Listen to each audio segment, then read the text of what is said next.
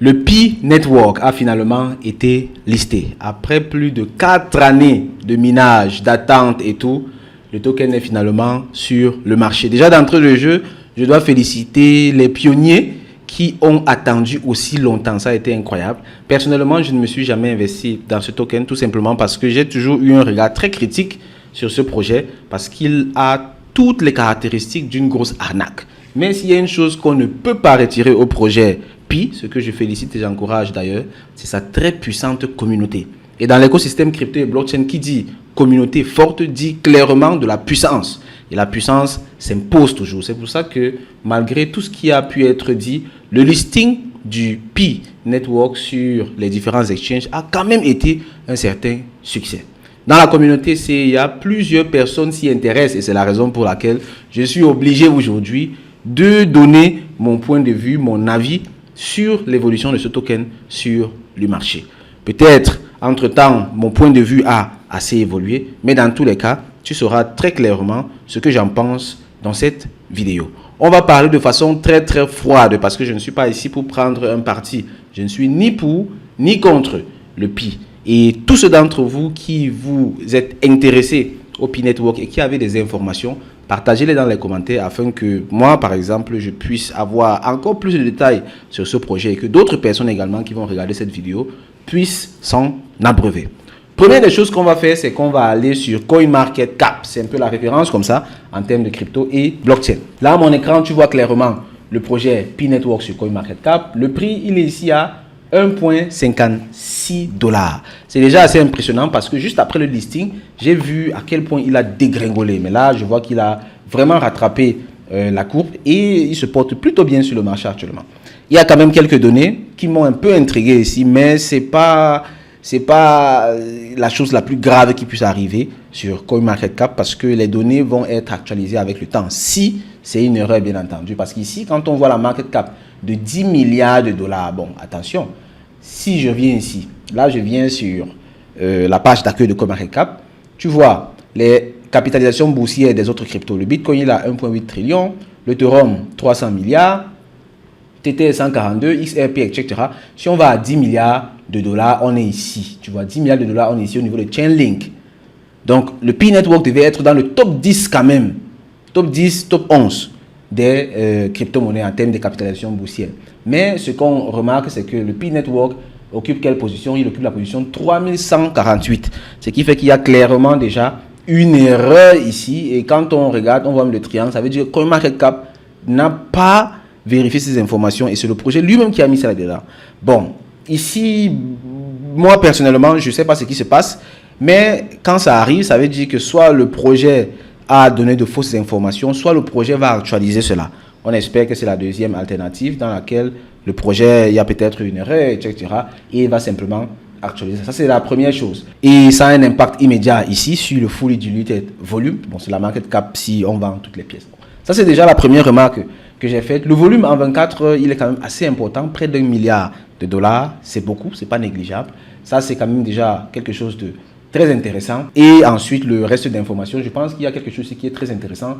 Self-reported circulating supply. Ici, c'est très important, les gars. Regardez très bien ça. Ici, on te dit, il y a 6,4 milliards de Pi en circulation contre en tout 100 milliards de Pi en circulation. Attention, ça veut dire qu'il n'y a que 6%, 6,5% environ qui sont libérés. Quand c'est comme ça, tu vois, il faut aller regarder parce que beaucoup de personnes vont dire, oh, c'est trop peu la quantité qui est en circulation. Ça veut dire que quand on va libérer les 94% restants, le projet va chuter. Ça, c'est vrai. Mais il faut aller un peu plus loin. Regardez aussi le vesting, c'est-à-dire le programme de libération des pièces. Ce qui fait que vous qui êtes dans Pi Network depuis longtemps, quel est le programme de libération de ces pièces? Est-ce que ces pièces sont en possession des 35 millions de personnes? Parce que si c'est le cas, alors quand ça va sortir de la plateforme de Pi, ça va faire domper le marché progressivement. Et tout investisseur qui réfléchit bien et qui veut bien manager son argent ne va pas venir investir lourdement sur un projet comme ça quand il sait que la majorité des pièces est entre les mains d'autres personnes. Donc ici, par exemple, moi je m'intéresse fortement au vesting, c'est-à-dire au programme de libération des pièces de ce projet. Ça, c'est quelque chose de très important. Tu vois donc ici, à ce niveau, il y a deux informations très alarmantes. Premièrement, c'est la market cap et deuxièmement, c'est circulating supply, c'est-à-dire le nombre de pièces en circulation. Ça, c'est deux grosses critiques qui ne sont pas quand même à prendre à la légère. Ensuite, il y a autre chose également très très positive. Regarde le nombre de plateformes qui ont listé le Pi Network. Incroyable. OKX, BitGet, MEX, Gate.io, Lbank, etc., etc. On voit quand même certains parmi les plus gros exchanges qui ont listé le Pi Network. Ça, c'est quelque chose de très positif et tout naturellement, ça va drainer beaucoup de volume, beaucoup de transactions, des achats, des ventes sur le token, ce qui est très très positif. Et ici maintenant, je reviens à ce que j'ai dit en entrée de vidéo. J'ai dit clairement que qui dit communauté dans l'écosystème crypto et blockchain dit clairement puissance. Et ici, ces exchanges, si bon, on doit être tous conscients de cela. Ils ont besoin de ces transactions parce que les exchanges gagnent sur les frais de transaction.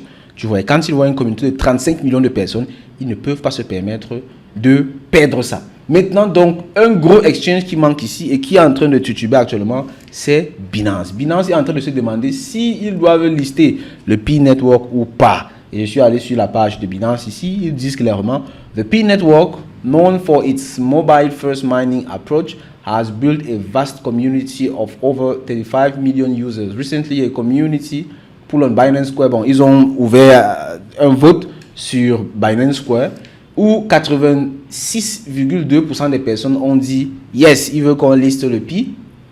Et ça a attiré 69 000 users. Wow, ça c'est déjà intéressant. Et ils vont prendre une décision le 27 février. Donc là, je tourne la vidéo aussi le 24, donc dans 3 jours. Donc là, ça va être assez chaud parce que si Binance liste le Pi Network, alors ça va être très violent. Parce que Binance, c'est un géant dans l'écosystème crypto et blockchain. Et je suppose qu'il y a beaucoup d'investisseurs qui s'y intéresseraient, qui verraient ça pour la première fois même si c'est listé sur Binance. Ce qui fait que le Pi Network, il est quand même très bien parti en termes de listing sur les différentes plateformes parce qu'il a beaucoup d'utilisateurs et que les plateformes en ont besoin, non seulement pour maintenir leur positionnement sur le marché, mais également pour faire des bénéfices avec les frais de transaction. Autre chose qui a été quand même mitigée, c'est que Bybit, le CEO de Bybit, qui n'est pas quand même n'importe quel exchange, a clairement qualifié le Pi Network de scam. Bon, c'était aussi mon avis. Il y a de cela peu. Et aujourd'hui, mon avis n'a pas tellement changé. Juste que je suis maintenant partagé parce que le projet soit listé quand même, c'est déjà quelque chose. Et qu'on voit quand même des ordres d'achat parce que ce n'est pas comme certains scams où dès qu'on a listé, les portefeuilles sont vidés. Mais j'ai entendu dire, là c'est à vous de me confirmer ça dans les commentaires ou pas, j'ai entendu dire que il y a beaucoup de personnes qui n'arrivent pas à sortir leurs pièces de la plateforme. Il y a beaucoup de personnes qui ont bloqué leurs pièces pour 3 ans, etc., etc. Dans les commentaires, si vous voulez qu'on analyse ça en profondeur encore, je vous propose de me dire quels sont tous les mécanismes qui peuvent faire en sorte que quelqu'un ne puisse pas sortir ses pièces de la plateforme. Qu'est-ce qui rend la sortie des pièces de la plateforme possible ou impossible? J'ai aussi entendu parler de KYC. Ça se passe comment le KYC? Est-ce que c'est facile? Est-ce que c'est difficile? Est-ce que la grande majorité des personnes parviennent à faire le KYC? Tous ces éléments sont très importants. Pourquoi? Parce que si toutes ces pièces sont déjà libérées et à disposition, alors il faut faire très attention. Quelqu'un qui veut, dans ce cas, c'est-à-dire si les pièces là vont arriver sur le marché, alors si tu es dans le projet juste pour faire de l'argent, tu ferais mieux de vendre maintenant et d'encaisser les bénéfices. Mais si par contre, tu crois au projet, tu veux évoluer avec, tu veux, c'est ton cœur, là, ce que je te recommanderais, c'est de vendre maintenant et d'acheter plus tard. Ça, nous sommes dans le cas où les 93 milliards de pièces qui manquent là sont libérées déjà, c'est-à-dire sont déjà créées, mais ne sont pas encore sorties de la plateforme de Pi pour aller sur le marché. Parce que dès que ça va sortir, les gars vont commencer à vendre. Parce que imagine très bien ce qui se passe ici. Quand ça a chuté comme ça, ceux qui n'avaient pas pu vendre ont regretté. Attention, ils se sont dit, si ça monte encore, je vais vendre. Et ici donc, quand on va dans l'analyse technique, il y a des niveaux de support et de résistance qui se forment. Et si tu vois ici, regarde ici par exemple, tu vas remarquer qu'il y a déjà quelque chose qui est en train de se former là, regarde. Ici, tu vas voir qu'il y a à chaque fois quelque chose qui se passe. À savoir, ce qui se passe, c'est que le prix est rejeté à chaque fois. Ça veut dire qu'ici, nous sommes déjà sur un niveau de résistance. Regarde, pam, le prix est rejeté, pam, pam, pam, etc. Ce qui fait qu'ici, déjà, les personnes ont le sentiment que le Pi Network est surévalué. C'est pour ça que les personnes se retrouvent à vendre à ce niveau. Ici, tu dois être conscient qu'ici, il va encore avoir un certain niveau de résistance et ici, pire encore, un gros niveau de résistance. Ce qui fait que si ces tokens sont réellement disponibles et n'attendent plus que de quitter la plateforme de Pi pour arriver sur le marché, alors tu devrais faire très très attention. J'ai déjà connu plusieurs projets qui ont fait ce genre de minage où on a donné beaucoup de pièces aux personnes avant le lancement et quand ça a été lancé, donc c'est la dégringolade jusqu'au fond. Parce que ceux qui ont eu les pièces gratuitement veulent naturellement les vendre. On appelle ça le FOMO. Fear of missing out. Ils ont peur qu'en ne pas vendant, peut-être, ils vont se retrouver avec zéro à la fin. Et ça crée comme ça une cascade de vente. Et toi, si tu ne vends pas maintenant, tu seras celui qui va terminer avec tes couilles entre les mains. Donc, ça c'est en gros ce que j'avais à dire par rapport à ça. Maintenant, avec vos différents commentaires, vos différentes analyses dans la zone des commentaires, on va poursuivre ce débat, on va poursuivre ce sujet-là. C'est quand même assez intéressant de voir cela. Et si le Pi Network tient vraiment ses promesses et que c'est la super application qui permet de miner avec le téléphone seulement, sans puissance de calcul, sans rien, alors ce serait vraiment exceptionnel. Et je dois le dire quand même, l'histoire, ça reste l'histoire. Le Bitcoin a connu des moments similaires où personne n'y croyait, où on était sûr que c'était de l'arnaque. Mais aujourd'hui, tout le monde croit au Bitcoin. À l'époque, les gens ne comprenaient pas le mécanisme de fonctionnement du Bitcoin. Les gens ne comprenaient pas comment c'est possible que l'argent soit décentralisé. Mais aujourd'hui, regarde, même dans mon bureau, j'ai le Bitcoin qui est accroché là-bas au mur. Ça, c'est le white paper du Bitcoin qui est accroché au mur. C'est un mouvement mondial aujourd'hui et tout le monde y croit. Peut-être que vous qui êtes dans le Pi Network, vous êtes réellement des pionniers de quelque chose que beaucoup de personnes ne comprennent pas encore aujourd'hui. Dans tous les cas, il faut être très lucide et ne pas vous laisser embobiner par de vulgaires arnaques. Dans tous les cas, je me propose d'être la plateforme ici où on va analyser tout ça.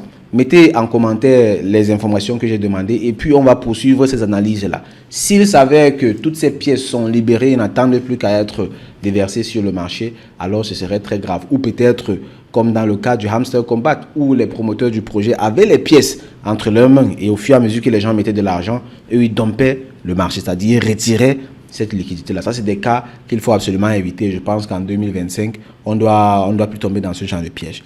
Voici donc en gros le message que j'avais pour toi. Je t'attends dans les commentaires et on poursuit cette discussion là-bas. D'ici là, porte-toi très bien et beaucoup de succès sur le marché. Au revoir camarades. Bye bye.